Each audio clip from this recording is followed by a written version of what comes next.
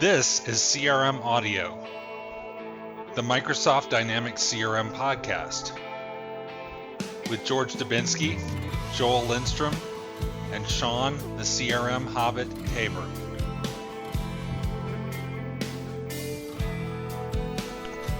Well, guys, welcome. This is our last episode before Christmas, so I wish you all a Merry Christmas, Happy Holidays. Looking forward to the holiday. It's always fun. Yeah, looking forward to a break, yeah. Happy holidays and New Year to you too. And I'm happy to announce that we have a sponsor. Our sponsor is the official data migration integration tool of CRM Audio, KingswaySoft. You guys use KingswaySoft? I have indeed. It was my first foray into integration, and I think without that, would have had a little bit of trouble. I'm not going to lie. We all have used KingswaySoft, and we all know Daniel Kai. He's one of the MVPs. The thing I really appreciate about KingswaySoft is that it's very full-featured, but also very cost-effective. If you went back 3-4 years ago, the challenge with using SSIS for CRM integrations was there weren't any good adapters, and so you had to be a developer like George. Now, we are not all developers like George, and so having a tool that can let us do codeless integration that is flexible and easy to use, it also has unparalleled performance compared to the other integration toolkits out there. Now, how come when you say we're not all developers like George, it comes across like a negative thing? Well, George, no one is a developer like you. No, but it does come like we don't want to be that. How come, George, when you talk about the rest of us and you say, well, you're not a real developer, why does that come across as a negative? No, that's lately with all the CRM development, that's actually a positive thing. I always said that true developer is like Kung Fu Shifu, who knows all the moves. He knows he can win, but prefers to walk away from the fight. So true developer knows how to use all the development tools and the power, but prefer to use non-development tools. Well, George, I'm going to quote Sean's neighbor, Mickey Mouse, and say it's a world of laughter, a world of tears, a world of hopes, and a world of fears. There's so much that we share. It's time we're where it's a small world after all. And so the point I'm making is, yes, developers are vitally important. I have utmost respect for developers. However, you don't want to keep those developers busy doing things like data integrations. You want them doing the cool stuff, this cool, difficult stuff. And by taking your data integration, your CRM migrations and imports and integrations and making them a non-developer task, what you do is you free up those very intelligent developers to do more important stuff. And yeah, I've found a lot of them would rather be doing things other than integrations anyway. Like one-page applications. Exactly, because I don't hear developers in the MVP group saying, you should see this awesome integration I did. No. No. So we really appreciate KingswaySoft, and we appreciate them sponsoring our podcast. I would recommend everybody go to kingswaysoft.com. You can download it free, give it a try. I don't think you'll be disappointed. The other thing that I think, especially for the audience of our podcast, that really makes it the tool that will work in just about all integrations is they are the only integration vendor that has integration solutions for the entire Dynamics product, not only CRM and AX, but also Dynamics Marketing, Parature, even Dynamics SL. So they pretty much got you covered if you're in the Dynamics world. Do you guys know anyone who uses SL? Okay, I was at CRMUG, not this year, this was 2 years ago, and we had a get-together, and off in the corner there was like two people sitting at a table looking kind of lonely. I thought they were lost, or they were. So I went over and introduced myself to them, and they were the SL group. Oh, that sounds so sad. That sounds so sad. Sitting around talking about the glory days. Oh, I feel bad for them. I know. Well, I hope they have a good Christmas. I'm not aware that SL implementations exist in Australia at all. So what about Navision? You got any nav? Yeah, Navision is reasonably popular, mostly because of the price and extensibility. Because until the most recent AX release, Navision had an upper hand as far as API and flexibility of API is concerned, and it was more suitable for the mid-range businesses, which by American standards, all Australian businesses except BHP Billiton, all Australian businesses are mid-sized businesses. So I guess that's why Navision probably would fit better. Yeah, Navision always seemed bigger with European and non. Yeah, and that too. We're trying to be more European, go with the flow. But it seems to be. I picked it up at the last convergence. I couldn't be in Europe, but the one before that in US. At prior convergences, you could hear like, GP that and Navision these and AX and then CRM. There were only two products in the keynote, and that is CRM and AX. Right. And AX is the closest to being in the cloud like CRM as well. I know you can do Azure hosted AX, and in the looks of it, it looks like it's going the same direction as CRM did. Well, in some instances, CRM follows AX, like the lifecycle services. Right. AX, that was AX2, and now CRM joined AX in lifecycle services, where now you can provision multi-server configuration, like literally with one button click. It spins off 3 servers, configures them using the best practices, and gives it to you on a silver platter. So, Sean, we got any big news this week? Well, biggest news we could possibly have this week is the general availability of Dynamics CRM 2016. That was live on for any trial sites you spin up or any active subscriptions. That's what you're going to see on the web now. And I was playing with it last week, and I'm quite happy with what they have offered. A lot of cool stuff in there.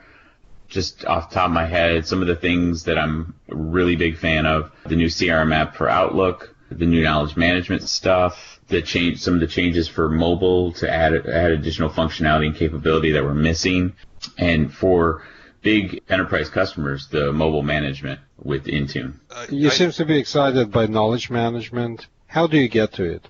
Well, you have to use the interactive service hub. Well, you have to enable it. If you don't enable it, okay, once you enable it, you have to access it via URL. So not through the normal. You have to bookmark URL, or what do you have to do? Well, that would probably be how I would do it. Most users of that piece are going to go to that as opposed to the standard UI because it's built based on Mocha features. But the thing that I'm excited about with that is really the authoring piece and the maintenance of the actual articles and what you could do with that. Not so much the interactive service hub as of yet. I haven't drilled enough into that to really understand the big value there.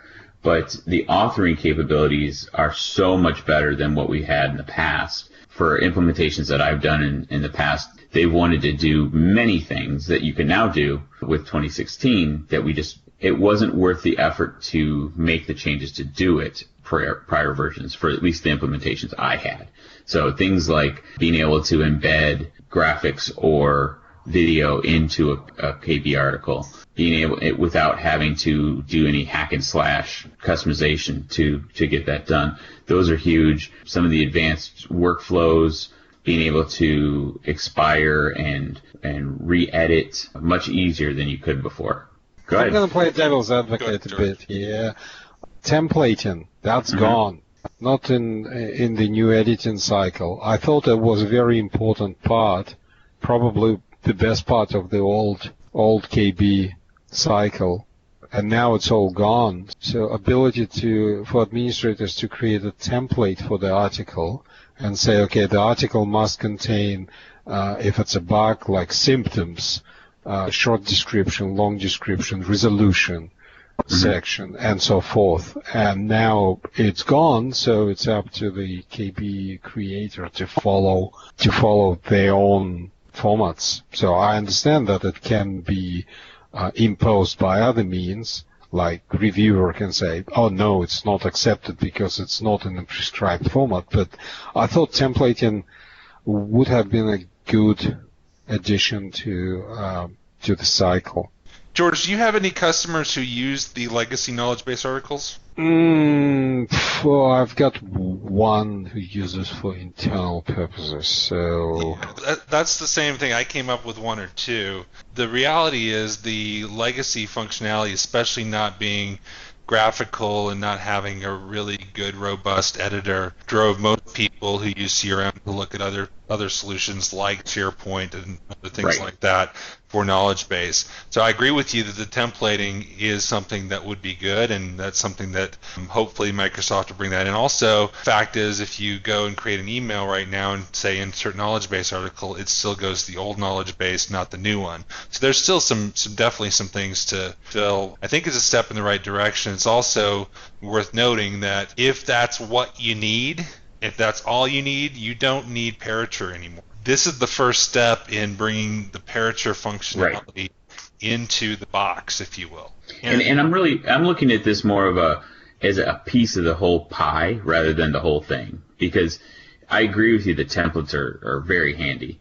Things like, being able to define whether something's a major or minor version, and those additional editing capabilities are huge. And then you combine that with things like Field 1 or other service end pieces that have come, and you're getting a much larger holistic solution for the service organization, which is really great. So is the correct greeting, now that we have a yearly release and they changed the year now to 2016, is the correct greeting after the release of CRM, Happy New CRM Year? Feliz CRM Años? I guess you could. There it is. Happy New Year. It's just nice to be able to talk about it, because there's so many goodies that have been burning our tongues to talk about, and we couldn't. And now we can talk about it, so it's good. Right. Just want to mention too, one of the documentation pieces that is out in the Download Center is the Integrated Service Hub. It has two different names, Interactive Service Hub and also Engagement Hub. So you'll see it referred to as both, which in my opinion is kind of confusing. But it's interesting that this is like the first step, put a new option for customer service designed to compete with things like Desk.com and Zendesk and things like that, where maybe you don't want all the functionality of the out-of-the-box CRM cases, but you want something that's quick to use. And so if you look at it, it is it's designed on Mocha. You will see when you go there the first time, and you have to add, I think it's engagementhub.aspx to the end of your URL, and you'll get there. Currently, it does take maybe 30 to 45 seconds to load, because it's using the form caching that the mobile client uses, which is a little bit strange. Once you get there, if you open cases, you'll see the forms open very quickly. You'll soon notice, though, that they are Mocha based and have some of the same limitations of the mobile client. Now there are some new stuff there. I think the timeline there that is kind of like the Social Pane, but is different in that it combines notes, activities, and actually activity feed posts into the same feed. I think that's actually an improvement. This is similar in some ways to when Polaris introduced the process-driven forms. It's there as a first step. I think it's intentionally made a different URL, so if you don't want it, you're not going to get there. Now, admins will see the yellow notification bar. Non-administrators don't see it, so you can ignore it if you want to. It can be dead to you if you want. It's an interesting idea of where they're going, and you can tell they're serious about wanting to compete with Zendesk and things like that. And we've actually had a couple clients who've seen it who have actually been excited about it, because if you're moving from a desk.com and you move into CRM and see all these options and all these different buttons and things like that, if you're doing mainly email-centric cases, rapid response cases, if you will, where the main driver is I want to be able to see the information that's relevant and move through it. It's an interesting concept. Again, I'm not necessarily encouraging clients that currently use case management to go there. I don't think it's ready for them. The thing you got to keep in mind though is it is the only place you can create knowledge base articles. And so your knowledge management team, you're going to at least want to introduce them to that if you're going to use that functionality. It really is making a more, like I said, a more holistic service offering within CRM, which is really cool, because when you go into implementations, you're not really just looking at, strictly cases. You can, now we have field service, we have more knowledge management, although it's, like we're saying, not 100% there yet, but a little more to add to the service portfolio, which is great. So the biggest question we got when we had the Happy New CRM Year post on Tip of the Day was, where can I download it? Because everybody went to the download center and couldn't find the bits. And the answer is they're not quite there yet. They will be there by the 15th. Right. Look for that, and you should be able to get that. The documentation is also streaming in. The product team, like with the previous releases, is putting in creating some nice YouTube videos. So check out the Dynamics channel. I think it's a great thing they're using the actual product team people to do it. You can tell that it's maybe not doing a YouTube video and showing their face on screen is not necessarily what they want to be doing, but I think it adds some authenticity to it, and you can, versus having a marketing person, nice slick way saying what the new feature is. If the guy who's in charge of that feature is telling you, you can be pretty sure he's accurately communicating what the feature should do. I think you're looking too much into it. I think it's just cost cutting. Well, I'm just saying that's what I like about it. But yeah, it could be cost cutting. Well, you're also cutting through some other things by doing I'm actually excited. I'm equally excited about the other product that's been unveiled at Convergence. What is which this is product, typically George? Dynamics Conference, right? And the product that's been announced is Power Apps.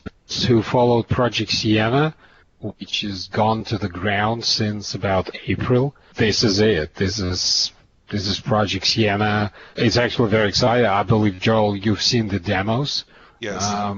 So have I, and it looks exceptionally exciting. And I think that of my books, they're definitely going to replace generic mobile client. Right. Because it does give business users capabilities to put together small, very targeted mobile applications. Right. All once. Right. Yeah, and it's in preview now, but the target is internal business apps, and making that available to the non-developer, more the business crowd. And so CRM is an official source for Power Apps. So what that means is you can, from a builder that is very Microsoft Office-y, you can lay out your app and you can choose from these prepackaged sources. And so Dynamics CRM, but the cool thing is, if you just want the lead entity, the account entity, and some custom entities, you can include that, and those apps or those functions from the standard CRM mobile apps will be included, the views, the dashboards, all that. But then you can also include your internal systems or Dropbox for Business or even Salesforce.com. And again, it's taking apps, and there's other people in the market who are doing this, but it's good to see Microsoft jumping on board this in a big way. And they've had these like Project Sienna, and I remember the Windows Phone app designer. I see pieces of all these things coming in here. You're right. This is something that people have wanted, the mashup app that has CRM, the functionality they use in CRM, plus these other things, plus Power BI. This really looks to me to be the we're going to get CRM and Power BI in the same app, and have it tailored to exactly what you want. Yeah, and the way we were explained, in a nutshell, when you're thinking about public mobile applications, then think about mobile apps in Azure, so mobile services and mobile apps in Azure. when you're thinking about line of business applications, internal, think Power Apps. So that's kind of roughly line up in Azure offerings, because Power Apps will become part of the Azure Apps Suite. So web apps, mobile apps, Power Apps, logic apps, API apps. Right. That's it for now, I think.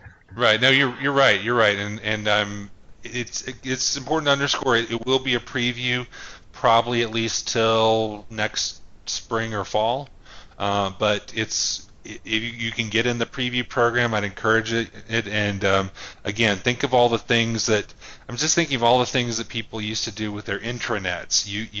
One of the examples we saw was a org chart type app where you're browsing through your internal directory, and so all these things that to make your internal systems more accessible and combine them in ways that make sense. For example, you could use this to make an app that does Dropbox and CRM, which just kind of blows my mind. It's interesting Dropbox is a supported app, but OneDrive, as far as I saw, was not. I thought that was interesting. Tell me about it. The other bit that you mentioned is also quite interesting, that you mentioned that you'd like to see analytics going into that and mash up with that.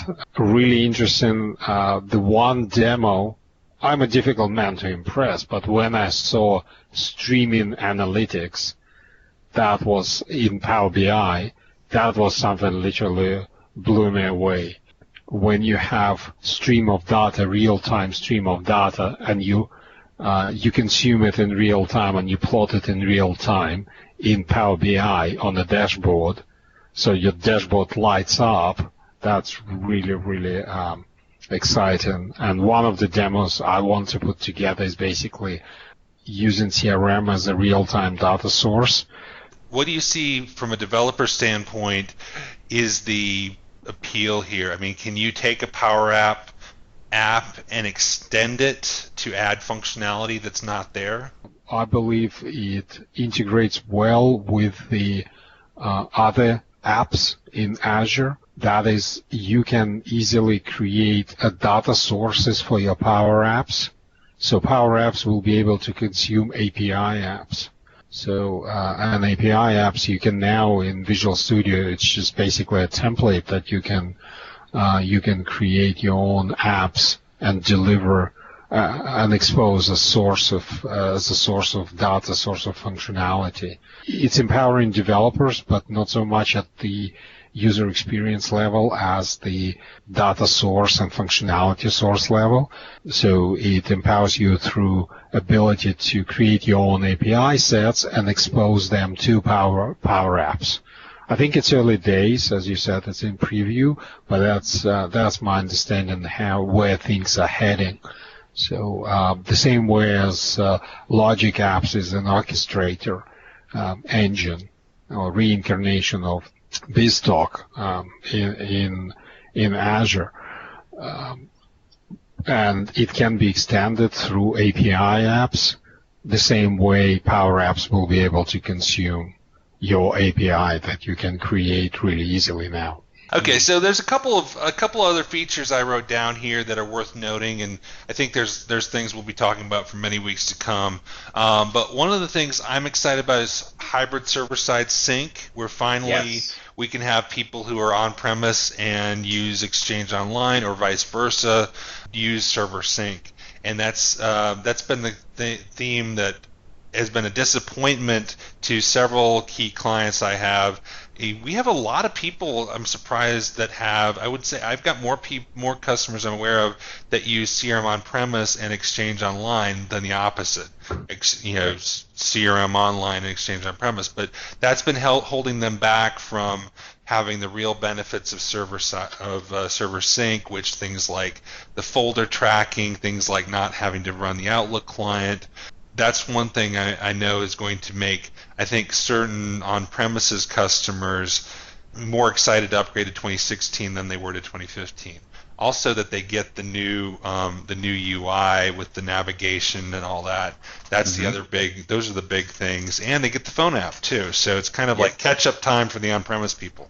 I had a client recently that if that was available, that really could have done something for them, but unfortunately we weren't able to wait. So. One of the upgrades I'm involved with that has motivated our client to hold off a few weeks on going live with their what was a 2015 upgrade, so they can get 2016. Looking at when 2015 hit, and I'd love to hear your guys' opinion. To me, it didn't seem as big of a incentive to move from 2013 to 2015, especially for on-prem clearly, but online it didn't seem like that big of a motivator as opposed to now 2016's out if they're on 2013. It just seems that's a little bit of an easier conversation to have and a more exciting conversation for the client. But I'd love to hear what you guys think. Yeah, it depends on if you're driven by user functionality and user experience. I agree with you that for online 2015 update 1 and for on-premises 2016 are more compelling than 2015 RTM was. And it's just, I think it shows that we're now with the annual release. Some annual releases are going to be more major than others. And I think it's those, I don't want to call them bells and whistles, but it's having that clear differentiator in front of you with that functionality that you can click and show that I think moves a lot of customers, as opposed to there's you can go deep on the IT side with all the different changes infrastructure wise that might excite an IT group, but for a business user to see those actual working functions is quite a motivator. Another feature, and this is more on the back end, and George, I want to especially get your take on this, is the solution segmentation. And what we're talking about there is currently, meaning before 2016, when I make some changes to some entities, I have to add the entire thing, all the forms, all the views, that entire entity to this solution. Then when I move it, it can really cause some conflict sometime because, I don't want to move the lead source field. I have to. Where now, we have more control over that. That's starting to address a lot of the complaints the ISVs have. Because some of their main headaches are creating these solutions that many different environments will use, and sanitizing them so they don't revert customizations and make changes or conflict with other changes. So George, what does the solution segmentation really mean from more of an ISV standpoint? It's a step in the right direction. The current release, the fidelity is not there yet. It's not up to the level that we would like to see, but it's definitely going in that direction. So to give you an example, the simplest example, and that I don't believe this one particular issue is solved yet, but it's going there. So if you developing a solution that includes, say, contact entity, and I do have a tip of the day on that. I don't remember the number, but it's a double-edged sword. If you untick, say, the audit box on your contact entity, then you switch in, and then your solution gets imported, then you're switching off the audit for the entire contact entity on the customer side, regardless what their setting was. And if you tick the box, you say, I don't care, right? You tick the box, then you're switching it on, and you're running the risk of blowing their data allowance, for example, in CRM Online. Remember you said you did that for a client, right? Yes. I was on receiving end of both of those. So I was on receiving end when I inadvertently switched off the auditing for the client, and then the other one was even worse because we switched on the auditing and blew their data allowance. Right. So in any case, that's a good example that the things that you cannot control. So currently the only way to control them is to hack your XML and remove bits, and it's unsupported, but most of ISVs are doing that. But it's the only way to do it currently before 2016. So yeah, correct. Microsoft would actually recommend doing that in some cases. This particular issue is not resolved yet, but the functionality is there, so we see some fidelity appearing on the level of the field. So if you don't want to touch any specific fields, then you can just skip them. I'll be honest.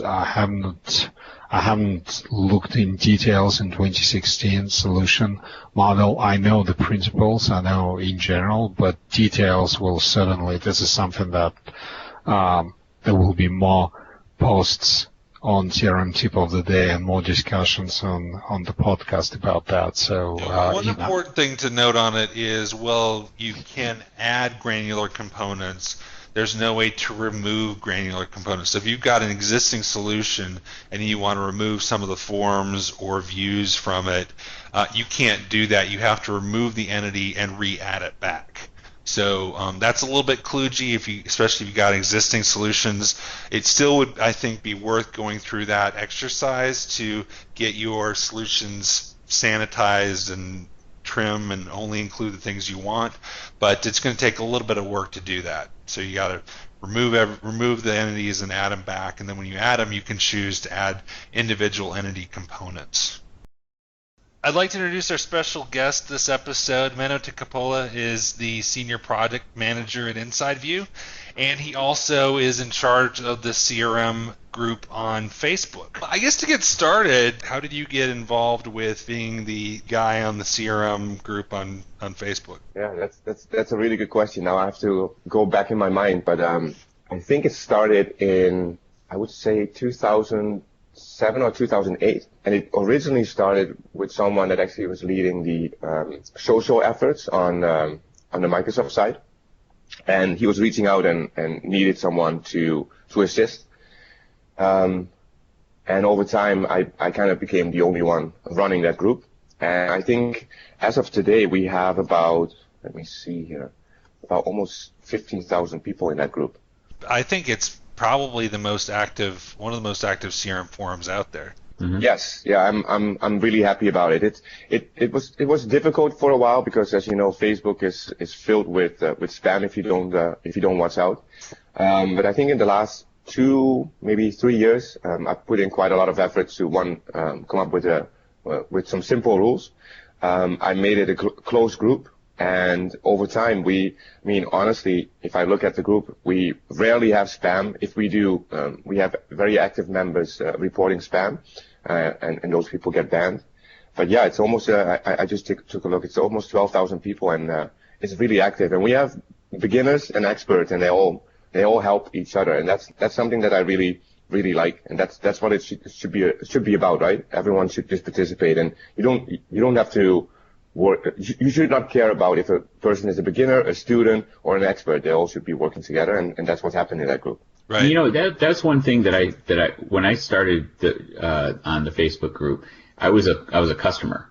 I always felt that the Dynamics community site is very helpful, but it's a little bit daunting for an end user or a customer. Whereas Facebook, it's Facebook. It made it very easy for me as a customer at the time to go in there, get familiar, understand, and quickly see who are the people that are experts, and also learn from other customers in a much easier to consume format. So, and then I just continued through joining the partner program and stuff like that. So I think it's really well done. So kudos to you.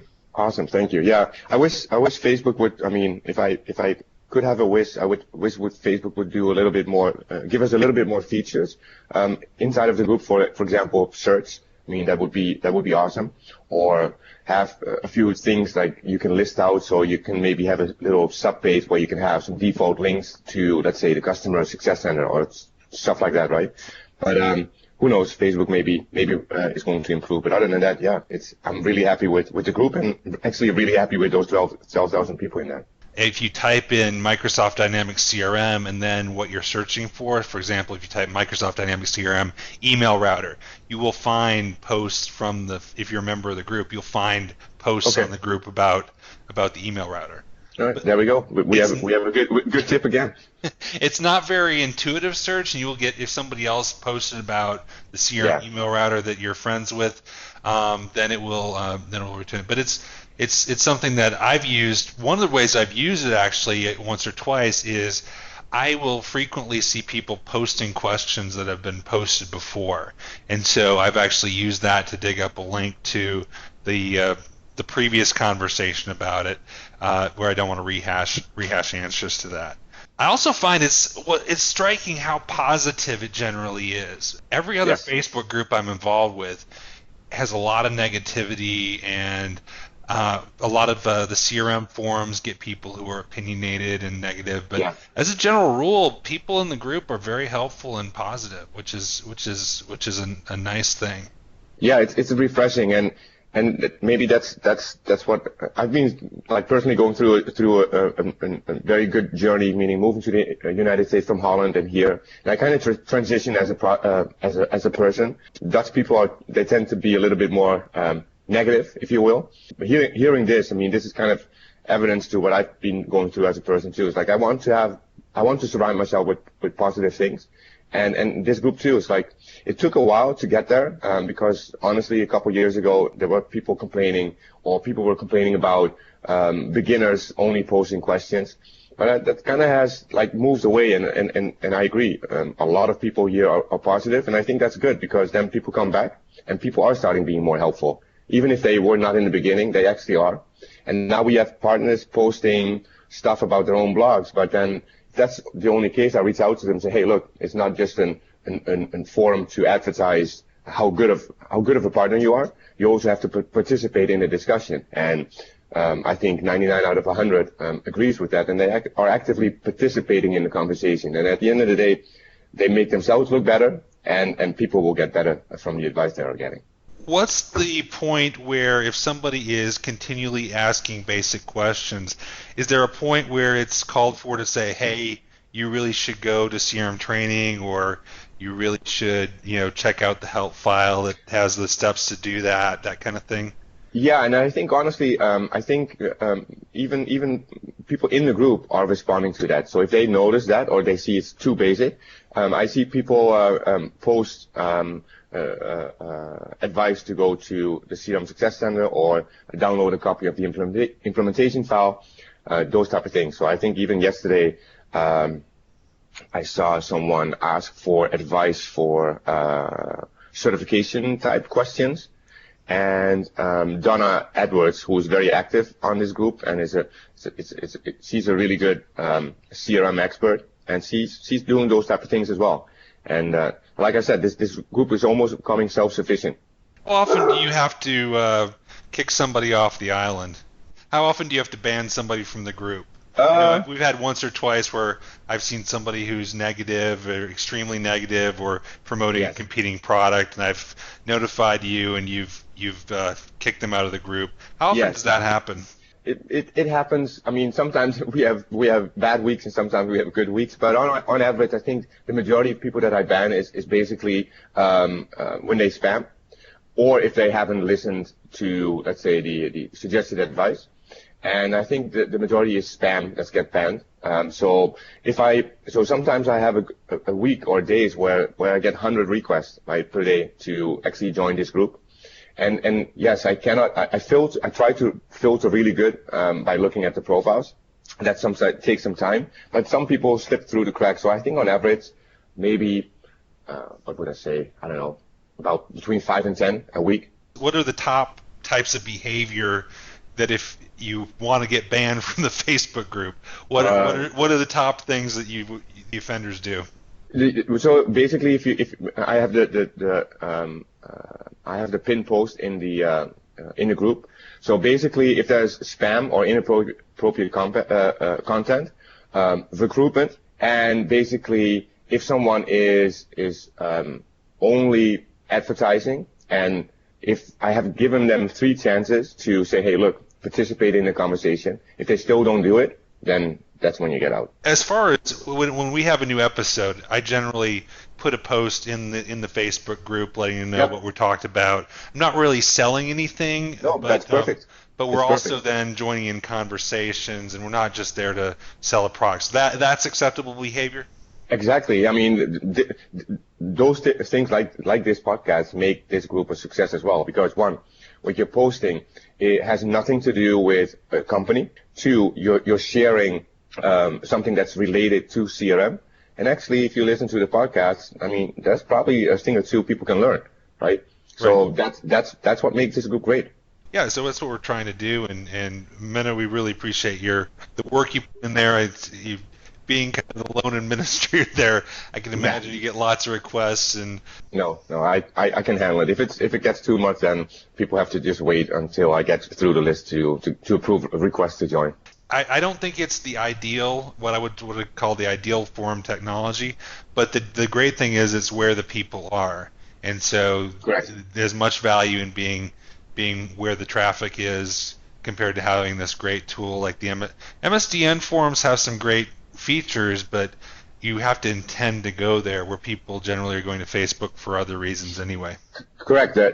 Yes, exactly. That's the thing. That's why I kind of stuck with it initially.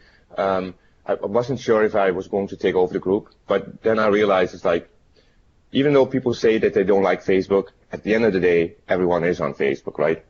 And they go there and they post a picture about their kids or they do whatever, and then they see the group and they see that in their timeline, and then suddenly, before you know it, you're 30 minutes in going through the CRM feed and reading or answering questions, and that's it's easy. It's convenient, and I think that at the end of the day works. I think it adds value to me going to Facebook, because otherwise I get done with my trip to Facebook and I say, what have I done with my time? I saw some cat videos. I read people complain about their flight getting delayed, and when we're here, I can go and contribute and answer questions, or even MVPs ask questions there too, and it's a great resource. Yeah, and kind of make the loop back to the whole positivity of this. Like when you look at Twitter, right? I usually call that out as a forum to, I'm not going to say the bad word, but really complain, and it's very very negative in nature. And usually when you look at Facebook posts, on average, people are trying to share something happy, right? Yes, you have some of the flight delays type of stuff, but in general, it's a very positive platform. And I think that also helps with kind of setting the mood for this Facebook group compared to maybe some of the other channels. So I think that's a really good thing. So Menno, on the group, one of the new features that Facebook rolled out to normal users is the live capability. Have you given any kind of thought on maybe trying to leverage that for like a live Q&A or something like that? That thought has crossed my mind. I must admit, I haven't given it more thought than that. I don't know if the live functionality, because I see Robert Scopelizer use that quite often, but I don't see if that is actually available on the group itself. So it would have to be something where someone would want to do it on their own and then simply promote it on the group channel. Got it. Yeah, I mean that might be something to consider, and perhaps maybe to throw the idea back. If you guys have thought about that and want to give it a try and want to maybe come up with an extra special podcast, maybe that's a really good idea to explore, and I'm willing to participate in that brainstorm session. Mm-hmm. Sure, Joe, we could be trailblazers. Yeah. It would be like, I think it's a competing product with Hangouts. Okay. So you would see our large faces. Yeah, exactly. Some larger than others. Well, let's shift to your day job there, Menno, which is at Inside View. When did you come on to Inside View? So I just had my 1-year anniversary. So December 1st of last year. I joined Inside View after almost 10 years at Microsoft. A little background. I talked to Menno last week about some of the changes that are coming with Inside View. I love Inside View as a product. Menno, could you share some of the things that that you're working towards in the new release of Inside View? Yeah. So and I'll correct you here just for a second because most people make this mistake unknowingly. So Inside View is the company. And the product that I'm responsible for, so I said I'm the product manager for Insights. And Insights is the product that is part of Dynamics CRM, and that's available for free for everyone that has CRM online. So joining Inside View, I was tasked to kind of come up with the next generation. And there were a couple of objectives that I had set out to make this product a little bit different than the current version, 3.4. So the 4.0 version is really tightly integrated in Dynamics CRM. And what I mean by that is that we actually look and feel like Microsoft, and we have the same navigation paradigms. So that's one. Number two, basically, if you look at the old version, we do good things, right? But if you really dumb it down, it's basically still a website in a website. And sometimes it opened up a pop-up, and we call that a standalone feature to do certain things because in the 3.4 version, we had a very small window available. Now, we made that very, very different with the 4.0 feature, and we've created a behavior that an end user is never, ever leaving Dynamics CRM. So everything is within the context of CRM throughout the entire application, and we have much more screen real estate available. And again, we've been adopting navigation paradigms, UX paradigms of Dynamics CRM. And then lastly, we have made the application actionable. It was a tab-based approach with 3.4. With 4.0, we actually have a set of buttons that allows you to navigate and really is considering the workflow of a typical user, meaning you want to find an account and perhaps you want to research the account so it meets your criteria. Once it's done, perhaps you're interested in some insights, meaning some news or social media type information. And lastly, you want to find contacts. And that all happens with a simple click of a button, all within the context of Dynamics CRM. So that was a lengthy explanation, but having seen it last week, I can attest that it does look like it's CRM now. It no longer looks like an iframe inside of an application, even though it really is still displaying the data that way. Yes. Where do you see Inside View fitting in? When I go to Convergence or when I go to CRM UG Summit, it seems like relationship science is the hot thing right now. So Inside View is positioned nicely for that, but I see some like Data Hug and Intro Hive who are doing the more analysis of who you're interacting with, relationship sciences, which is looking at your contacts and who's connected to who to make those connections, and then I see Inside View as a kind of a research tool to discover new contacts. Am I thinking of this right, or how would you position it compared to some of these other approaches? If you really look at what we're good at is that the news, the social media type information, and everything else that's really associated with an account, we do that really, really well. We have a humongous data set. We triangle data from a lot of sources, and that's something that's kind of core to our business, right? And then in addition, providing an end user with really qualified and correct contact data. But that's really our core business. Are we doing some other things, and are we going to be doing other things? Be more predictive. That's kind of the stuff that's on our roadmap, and hopefully I can show that very soon inside of our product as well. But what I'm saying is the other products I've seen don't necessarily do what you do.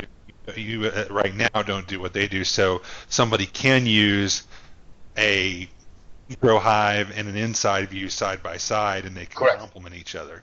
Yes. I do like to say that the integration and how we integrate within Dynamics CRM is definitely something that nobody else really does. And that's something that I would like to use to our advantage as well moving forward. And then hopefully we'll introduce new features and new functionalities, some of the stuff that you are just talking about, over time in our platform as well. Right, and compared to things like the LinkedIn integration, which is fairly expensive, this gives you, I think, a broader and more valuable way to keep your information up to date. Yes. Now, I have an implementation going that we're actually using Inside View in conjunction with one of the other products. So, and I'm finding it's very complementary, which is good. Do you see where you're going to be able to have more, I guess you could say, dynamic access to the features and research within Inside View, so you could do a little more with it than simply reading it inside the iframe? More to the point, I'd like to see it be more actionable, where you could interact with CRM with it. Yes, Does that make sense? And that's definitely with Insight 4.0, that's definitely happening.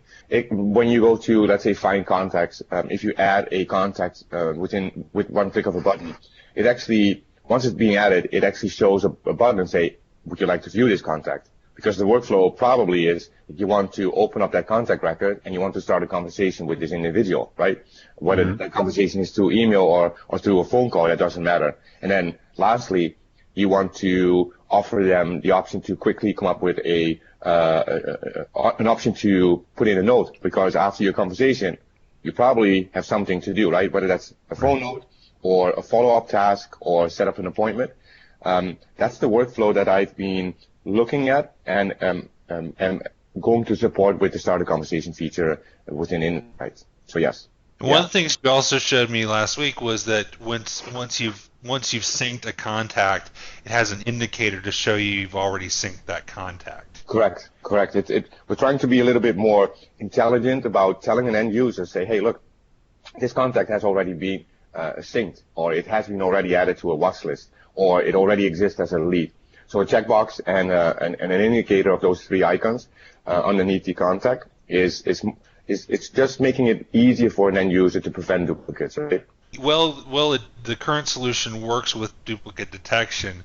We all know users frequently ignore that or hit go away. So adding that, just a small thing like that visual indicator, will give somebody a chance to think, wait, this is already in there, and maybe it's already been synced for somebody in another business unit or something. Correct. So maybe you still want to go ahead and do it, but anything like that I think will make it more intuitive to users. Yep. And I always say it's in the little things. People think, oh, that's a simple feature, but yes, it's those little things make an application great. So I always think that it's important to have those little features and visual indicators.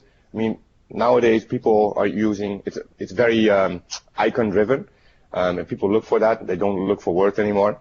And I think it's a great improvement to our product. Any update on availability for Insight 4.0?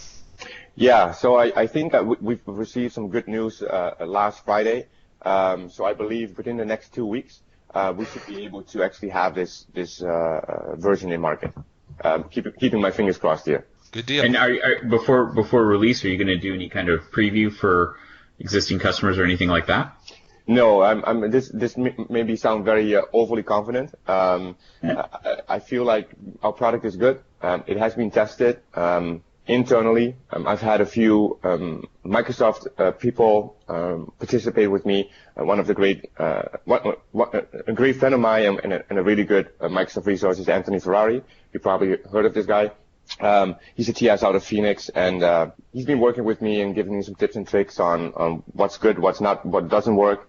But other than that, we feel fairly confident to put this release in market, and it's going to be available only through PVS, and that's Preferred Vendor Solution, and that's part of Office 365.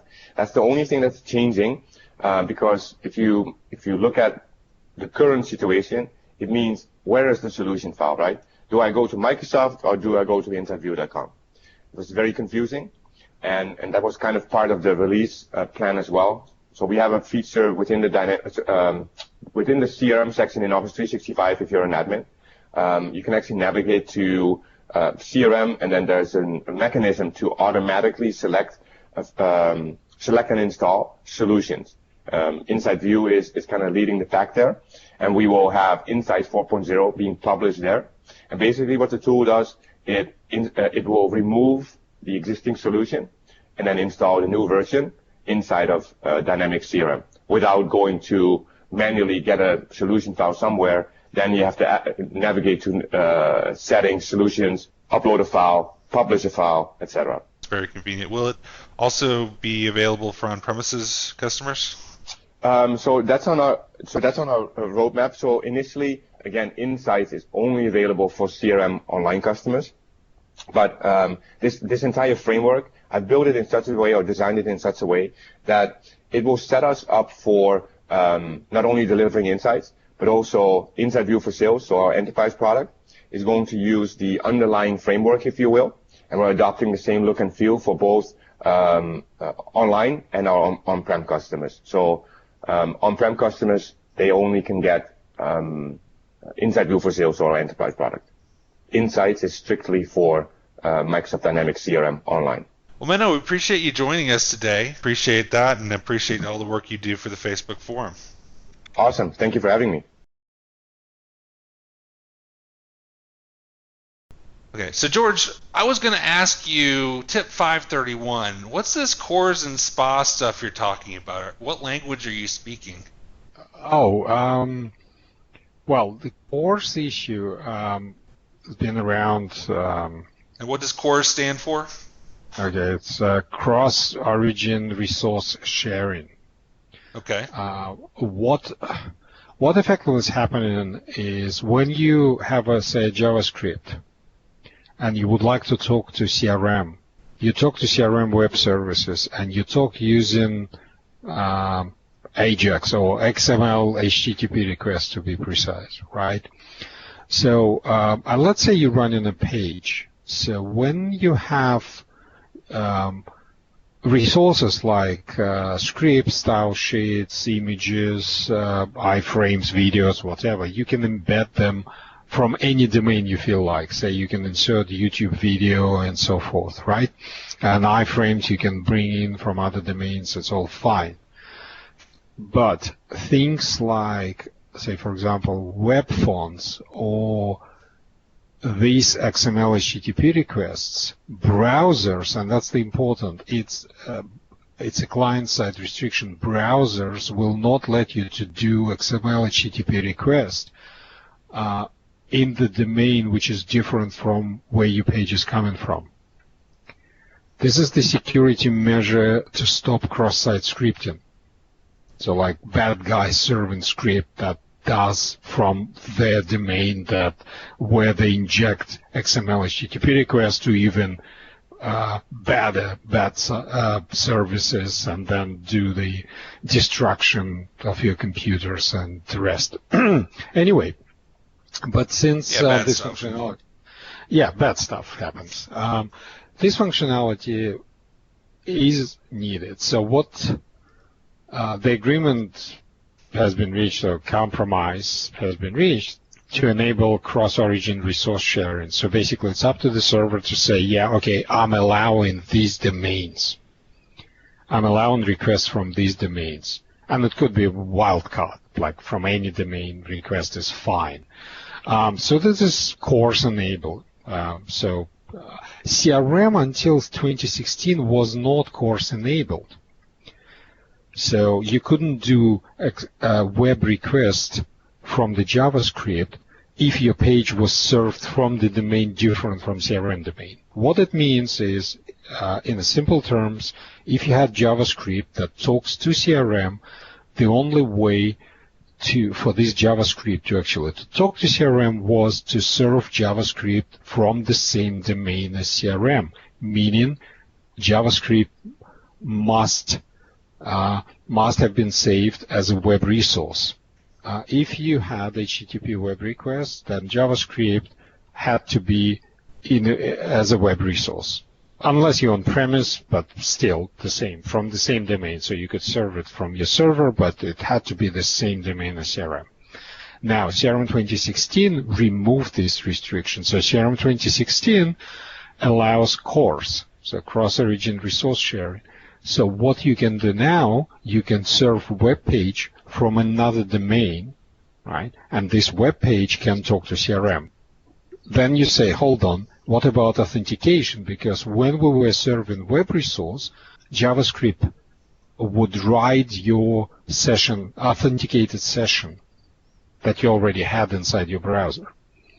If you're serving it from elsewhere, let's say JavaScript coming from XYZ, then you're not authenticated. Here's the good news. There's ADL library, Active Directory Authentication Library, and it had support for many languages. So it's got C#, it's got Python, it's got Node.js, and it's got JavaScript. So ADL for JavaScript basically reduces authentication to like 3 lines of code. All this OAuth mumbo jumbo, it reduces it to really simple 3 lines of code. What it means when you put it all together, it means that you can write a single page web applications that can talk to CRM. So it would display the page, redirect you to log on, logs you in, do the web requests to CRM services, surface the data, and typically you would use data binding frameworks like what would you use, Knockout or Angular to bind your data on the screen, but the entire functionality would live in that page. So there will be no pages served from the server. There will be a conversation between your page and CRM server, but all the functionality will be rendered inside the browser in this single page app. I mean, the takeaway here, and there are code samples in the SDK to show how to use this. I think the big takeaway is 2016 includes, I think, an equal amount of stuff for end user type people and back-end developer type people to get excited about. So we've talked about, you know, different things like the new knowledge management articles, the new UI for on-premises and things like that. But then also things like the solution segmentation, the support for cores. I think 2016 is pretty unique in that it seems like release is either all front-end focused or back-end focused. This seems to be evenly spread with some really solid updates to some things that were getting a little bit neglected, like the solution model. Absolutely, absolutely. Agreed. A bit off the CRM topic, but related. What do you guys use for task management? So like your to-dos, not like your meetings you have to do, but things you've got to do to, you've got a deliverable you've got to work on that needs to be done in the next 5 days, something like that. Okay. What do you use for task management? Sean, you want to go first? Sure. I'm not the best at it. I'm not gonna lie. A lot of it is I don't have a defined solution for single use. So really, I'm going off of tasks in Outlook, my OneNote, and my phone. I've tried many times to get to a single solution, and for one reason or another, to this point, it's just never really worked. I guess the best traction I get is when I have it in Outlook task tracked to something in CRM, so I get it both in my phone and my Outlook, and I get the reminders. But otherwise, it's based off of meetings in Outlook or notes in OneNote and things of that nature. So not as well organized as I wished I could be. All right, so Sean checks in with the no system. Yes. George? I've got two. Effectively, we do use we switched and unified all our different approaches. We currently using Visual Studio Online. It's been renamed recently. I can't keep up with the name. So still, Visual Studio Online is the one we use for big stuff, for project management. So any task that is project related comes from that. It's still heavy to my taste, but nevertheless, we do use it for formal. So for formal task management, it's the stuff, basically not so much task management as item management. What do I need to implement? What do I need to do for the customer in this release. But I always said that this tool, it's like, let's compare it to the cars, right? So Visual Studio Online, that would be a high-performing car. Let's say it's a Formula One car. Did you say a high-performing car or cow? Car. Okay. The cow you can tip, remember? Car. So let's say it's a Formula One car. So it takes 10 minutes to start it up and requires crew of 15 just to start it, and then you need to warm up tires for 3 laps before you can actually reach the optimum speed, and requires years of preparation and training to actually drive it effectively, right? But if all you want to do is go to the pizza shop and grab pizza, that doesn't quite work, right? So for my personal task management, and that spans like my stuff I need to buy in a hardware shop next time I go there, buy some milk and stuff like that, and do this and call that, and I need to remember to do X, Y, and Z for the customer, blah, and it's informal. I don't want to do that, so it's like really grabbing a pizza. I use workflowy.com. So that's my. I think you mentioned. I did pitch it, and I keep using it, and I keep loving it. Workflowy.com, and one of the biggest pluses of the tool is that you can grab the node on your tree of tasks, because it's a tree arranged one. I can grab a node and share it with someone. So okay. I can share a node on my tree with you, say, and I did on CRM Tip of the Day. You have a node shared with you, but it's only a node, a part of my overall tree.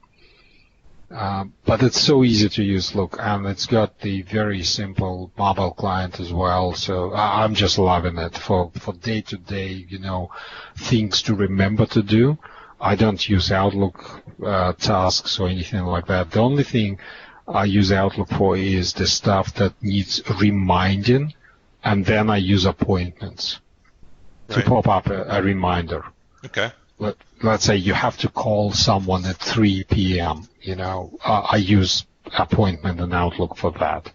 I don't use task. Yeah, I do the same thing, and even the tasks I have, if I need to block off time to work on a proposal to a client or something like that, I will block off time on my calendar so that I don't get. I'm set aside time to work on it.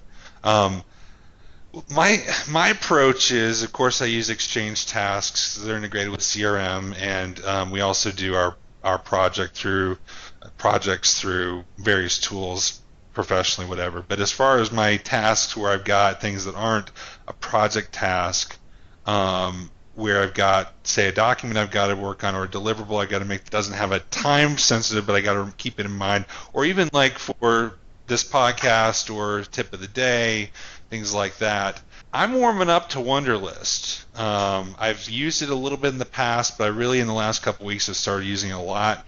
And there's a lot that I like about it. And I'm thinking it's the solution. I needed something where, for my personal tasks or things that my wife assigns me to do, that kind of stuff, I needed a tool that integrated with that. And so Wunderlist I've got set up on her devices and my devices. I got certain folders shared so that, or she wants me to pick up some milk at the grocery store, she can add it to that. But then I've got my tip of the day. I've got my various things for the different hats I wear, and it's working well. And you can easily move things. You can assign it. It's got a nice interface for, like, if you have something shared. Like if I want to assign a task or a folder, if I want to share that with Sean, I can do that. And then there's nice comments and notifications. So a lot of similarity with with the workflowy there. And I know there are. The one piece there, I wish it was integrated with CRM. I'm hoping that the Exchange integrates. I know there's some third-party ways you can integrate it and things like that. So I haven't gone there yet, but I find it's interesting. interesting topic to talk to because everybody's got different tools to do it, and the big thing is find the tool that works for you. And the tool that works for you could be a text file and notepad if you check it regularly. Correct. Yes. The tool, I'd say, the tool that works for you is the tool. Right. That's the best tool you can find. The tool that you're actually using. Right. I find it's really easy to be browsing the app store of the smartphone of your choice and see these shiny new productivity tool and download it, and you sometimes pay money for it. But you basically just need to find a tool that works for you. And task managers are a dime a dozen, but just finding one that works for you. But I do think that the Wunderlist interface and capabilities is a nice complement or improvement on the Exchange tasks. And Satya Nadella said it's the #1 app on his phone now, so hopefully that will spell a good future for Wunderlist. I was told many nice things about it. As I said, I looked at it. To me, I tried all these task managers, like starting with what was it? Forget the milk, or forgot the milk, or remember the milk? Not forgot the milk. Remember Something about milk. Something about milk, and I started, and it's down the same alley. It starts as a simple one, and then it keeps piling up features because people ask for it. And I'm not saying it's bad, but I'm saying that the moment I walk into it, and suddenly it's lots of features, and each task has 75 capabilities and checkboxes, I'm saying, nah, forget it. The one thing I love about Workflowy is just it's very, very simple. So it's not even a task manager, it's a hierarchical list manager, but the fact that you can write things underneath, and you can attach note to it, not attach, but write notes right under it, and it collapses it, and you can duplicate notes, and you can just cross things out as you go. It's brilliant, and you can duplicate. So if you have a process, you can take the node and say duplicate the node. It's like a very simple approach to template and copy paste. So don't know, it just works for me. You're Mr. Right. Template this morning. You talk about workflow templates. You're talking about knowledge management templates. We should call you George Template Dubinsky. There's a bit of a theme there, isn't there? Yeah, maybe George has really cloned himself. Maybe George is a template. Is it some kind of weird mitosis? Okay, well, Mr. Template, do you have any tool recommendations of the week? In fact, I do. Let me check. Do you guys have any online instances, CRM instances that you have open? Yeah, I do. Like a test or demo? Yeah, I do. Yep, I have one as well. Are you logged in? Yes, I am. Yeah. Yes, I am. Okay, now type in your command bar, address bar, https://xrm.tools. And do I do that in a different tab or the same tab? No, it doesn't matter. You can do it in the same tab. It's important that you authenticate it to CRM. xrm.tools? Yes. All right. And you don't want us to do this in the same tab as what we have for. It doesn't matter. Doesn't matter as long as it's in the same session. I like to do it in a separate tab, just because. Separate tab is okay. Keeps my context to CRM. All right. Yeah. xrm.tools. Right? xrm.tools. You in? Yep. And now in the top right-hand corner, there's a sign-in button, and it should actually ask you to. Yep, it's asked me to. It's saying I'm signed into my environment, and it wants to access CRM Online. Yeah, and it's asking you for the permission to access your CRM Online, right? Yep. Grant this permission. It already signed me in, probably because I've already been here before. All right. Probably. And now go and try on top Sitemap Editor. You can show me something fancy here, George. Is there a template? Don't worry about it. Now it's not. All right, so I got a big blue button for my org. Yeah, click on it. All right. Hey, look at that! I got my buttons. Yeah, this is David Yak's kind of online XRM toolkit, if you will. Ooh, and it has a tablet view as well. Isn't that fancy? Right, I it's like very this. touch friendly, and yeah, this is great. And David has done some good work here and is extending it as well. But it's not. I don't view it as a competitor to the XRM Toolbox. But I use this when I'm in an environment where I can't necessarily install the XRM Toolbox, or I don't want to open it up. I just want to quickly go make some small sitemap changes. Yeah, this is great. Like, for example, add a shortcut to your interactive service hub. Yeah, good one. So effectively, yeah, you grant permission to this online tool to access your CRM online. So you trust it and you grant permission, and now this tool can do all these things, and it's all online. So it's like a service. So you can use this tool, and so far there is a sitemap editor, role explorer.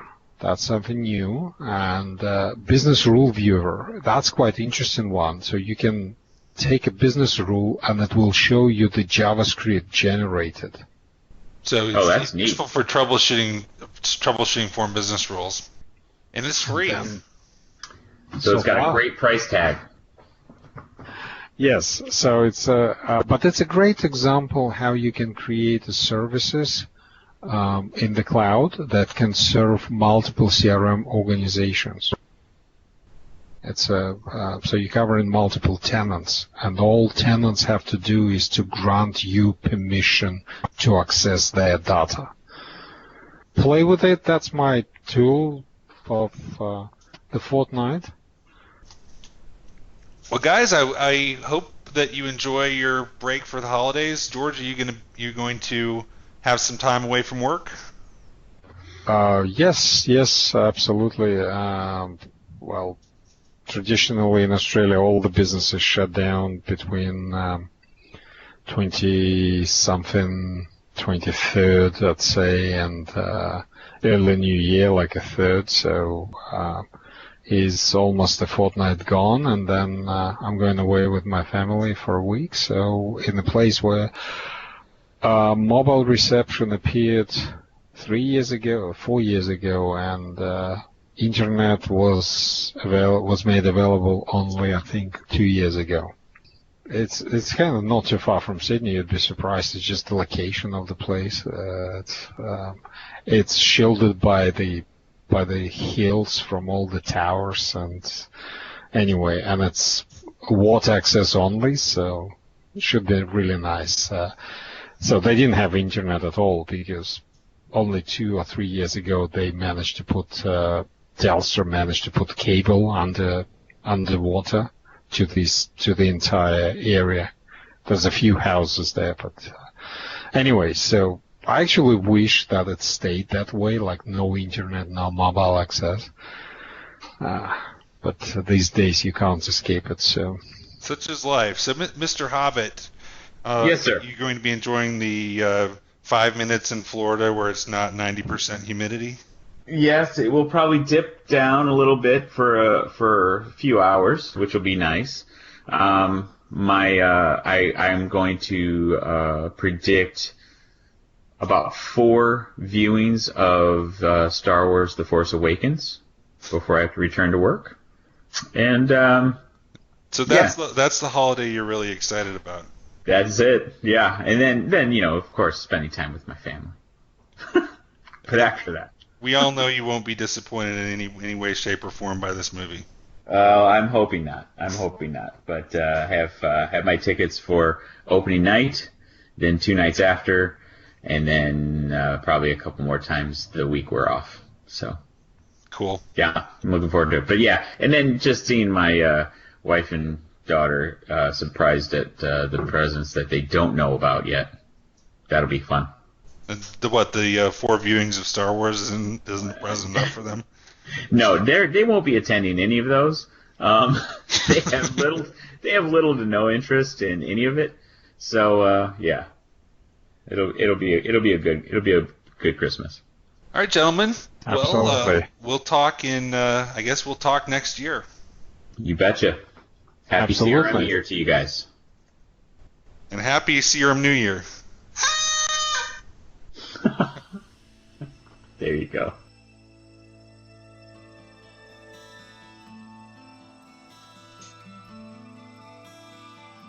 This has been CRM Audio, the Microsoft Dynamics CRM podcast. You can hear previous episodes on our website, crm.audio. Subscribe to our podcast on iTunes, follow us on Twitter at CRM Audio, or leave us a comment on our Facebook page, facebook.com/CRM podcast. If you have any topic suggestions or questions that you would like for us to answer on a future episode, please drop us an email at voice@crm.audio. Special thanks to Dale Simmons for our theme music. Go check out his website, dalesimmons.com. Please join us next time on CRM Audio.